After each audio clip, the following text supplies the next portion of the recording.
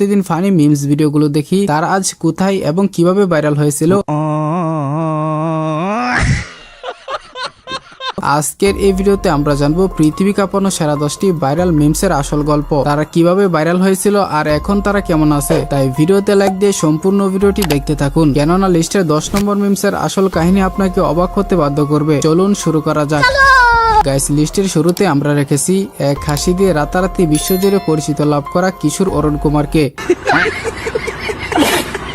অরুণ কুমার ভারতের তেলেঙ্গার মুম্বাইয়ের একটি দরিদ্র পরিবারের সন্তান। অভাবের কারণে পড়াশোনা ছেড়ে দিয়ে সে ট্রাক হেল্পার বা ক্লিনার হিসেবে কাজ শুরু করেছিলেন। সে নেহেরু নামের এক ট্রাক ড্রাইভারের সঙ্গে কাজ করত। একদিন কাজ শেষে ট্রাক ধোয়ার পর ড্রাইভার তাকে এক কাপ চা দিয়ে একটি মজার জোক শোনান। সেই জোক শুনে অরুণের প্রাণখোলা হাসির একটি ভিডিও সামাজিক যোগাযোগ মাধ্যমে ছড়িয়ে পড়লে সে রাতারাতি ভাইরাল হয়ে যায়।